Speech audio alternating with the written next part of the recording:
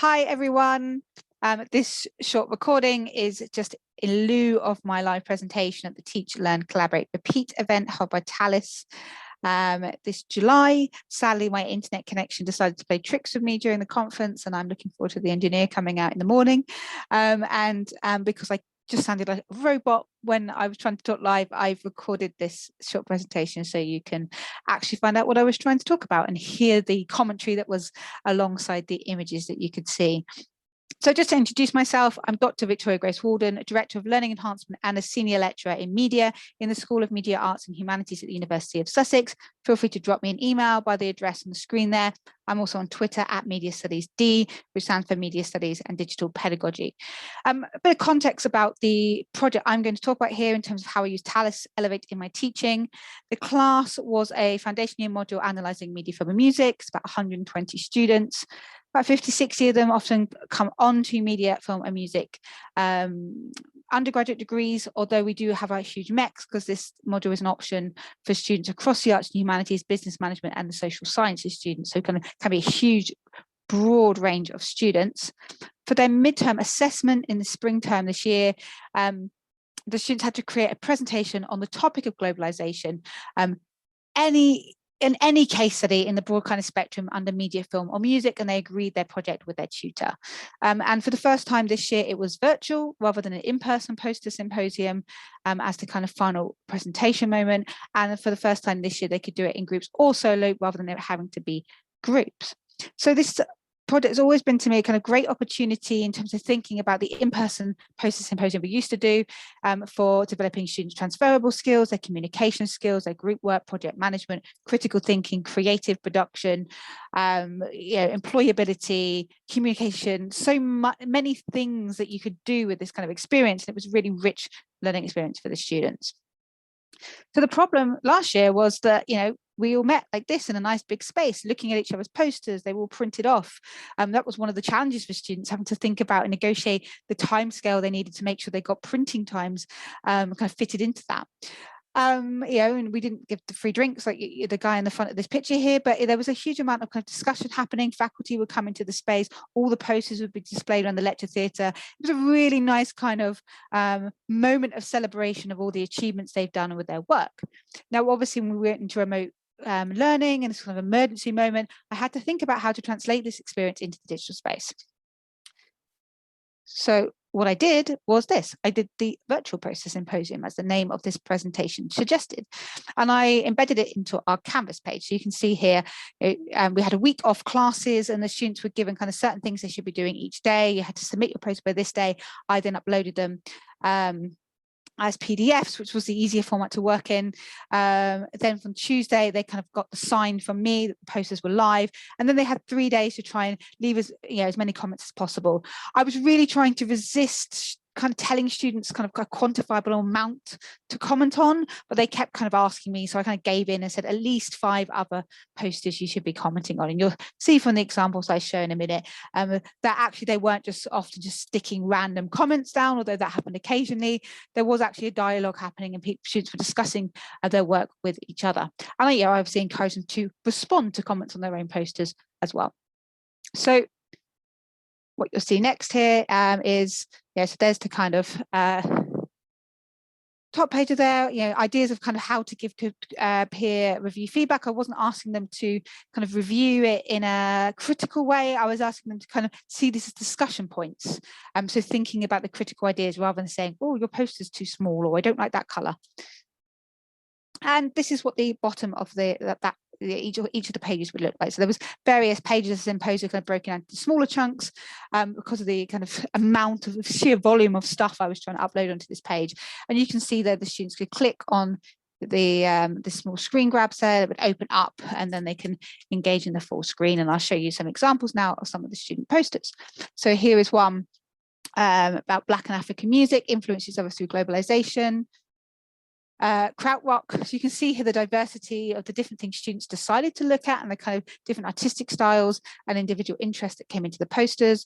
One here about Scam, a Scandinavian kind of online TV series for children, for teenagers rather, shooting Ghibli, Latin music genres, and then internet memes and globalization. And here you can see how, a really good example of how the conversation keeps going. So the purple here is the presenter kind of responding to comments. And I really like this one. This was a member of faculty saying, really interesting, visually striking. There seems to be some typos here. And she's, the student comes back and says, oh, I think you've misunderstood that section. It's actually globalization. It is right. So they're kind of, I really like this as an example of a student kind of actually defending that they're right here. They're confident with their knowledge. And yeah, you get some really nice conversations here. So I just see, the conversation keeps going.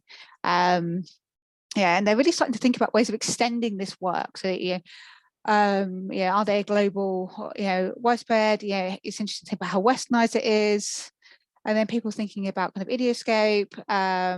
These are foundation year students. There's some really quite, intellectual ideas coming out in here that we've looked at in readings, thinking about whether there's kind of non-Western and Western kind of influences happening in the kind of memisphere as such.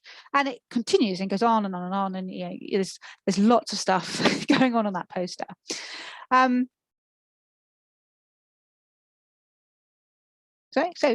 So what next then? So that's just kind of a taste of what this looked like. Just go back to pros and cons before I say what next. So there's kind of, I guess, pedagogical pros and cons with this. So students actually, when we did this in person, were quite apprehensive about presenting to each other. So that's part why I moved it to a poster presentation rather than kind of stand up with your PowerPoint slides and present to each other. But often, I couldn't really assess how they were engaging with each other in that big Symposium lecture theatre, 120 students in there. And often when I was going around, they were kind of like, oh, I'm not really sure what questions to ask. It's very kind of on the spot. You're having to read it, taking quite a lot of information and then kind of have a discussion. So this certainly built confidence that students, felt like they could think a bit more carefully about questions, and what we saw there was a kind of criticality that wasn't in the in-person ones because of this time they had to do it. There was ability for me to assess how students were engaging with each other's findings, and all the students, because I could see all the comments. It was time consuming because I had to download all the posters from our submission point. We upload them as PDFs onto Canvas. I tried to kind of give students a bit of slack and take on that burden myself, because I appreciated that kind of this kind of moment of trauma with the pandemic, things are more difficult for them. I might be stricter in the future to get them to do that uploading themselves. There was a perception of criticality around contributions for sure. I think part of this was that things were visible to each other and visible to include people of faculty. There was a publicness of these annotations, and there was also an inclusive environment. There was an element of respect because they, I think they, in some ways, we were always critical of surveillance culture, but here the idea that they were kind of behaviours are being watched as they are in kind of spaces like social media. They performed in a certain way, and therefore the conversation ended up being quite productive. And I could measure the engagement, both kind of qualitatively by reading them and kind of quantitatively. And I wonder sometimes if that's a pros or a con, if we can quantify engagement too much and not really think about the depth of that engagement. As I mentioned before, the issues of ground rules, like how much you should do. I gave them a 10% engagement got a grade for doing this. And I kind of, anyone that did well, I just gave them the whole 10%. But there's, again, I think there's a kind of ethical issue in when we kind of grade things that there might be issues where people can't do that, or perhaps here for connection issues, for example.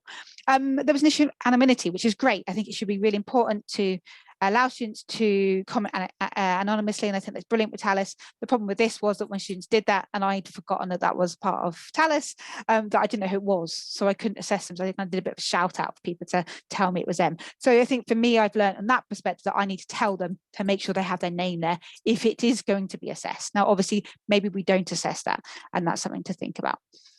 So what next then? It's me scratching my head.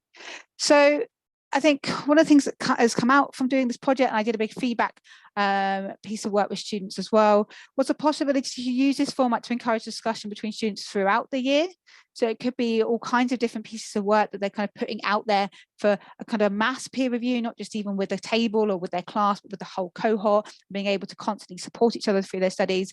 Definitely going to get students to do that, able to put their posters up and make that part of the the kind of creative process that you need to be able to know how to present your poster, and we can do that in Canvas. We can allow them to click Talis and put the poster up themselves. One of the issues was that students actually poster was cut off, and when it went in Talis, it was even more obvious that you couldn't see the edges, so they would notice that if they were checking it in Talis. So actually that could be really good practice for making them editors and sub-editors of their own work. I think I would structure the group work a bit better. I would certainly kind of try to get them to think about dynamics and roles and do a bit of training around what group work is, and kind of, that everyone doesn't have to be doing everything all the way along the way. I did create a workflow document so they can track that, but students tended to use that as kind of evidence of who wasn't pulling their weights, rather than understanding that people might be doing different things in that group, and all of those ideas are of value. I'd quite like the idea to make this kind of far more virtual, like the idea that students can literally wander around a space and then comment on a poster, and it feels like they're in a virtual kind of symposium or conference center. A lot of the kind of big platforms that you can do this on are really expensive. So if anyone's got any ideas on how to do that, chuck me a DM or like a message on Twitter or whatever. And finally, the idea of ungrading, I really didn't like this thing. I'm kind of suggesting they do five comments and kind of mark. I ended up feeling like I'm kind of militantly marking in that way, and I want to get away from that as well. And that was very much kind of, they needed that scaffolding to help them there. I guess one thing I thought was really interesting when I did the focus group with students at the end of term was they found Talis was the most useful tool they used. We did it to look at readings, and we also used it for the virtual presentations here. And what was really interesting is they kept coming back in this focus group to the importance of liveness in terms of feeling present with other students and kind of all the things around engagement, about being live. And there they were talking particularly about Zoom sessions, and I didn't do that many Zoom sessions with them. But then they were really, really critical of Zoom at the same time. They said, that they were kind of had very clear perceptions of when their peers weren't participating, or everyone else wasn't giving enough to the learning experience. They were doing all the work and no one else was giving back to them.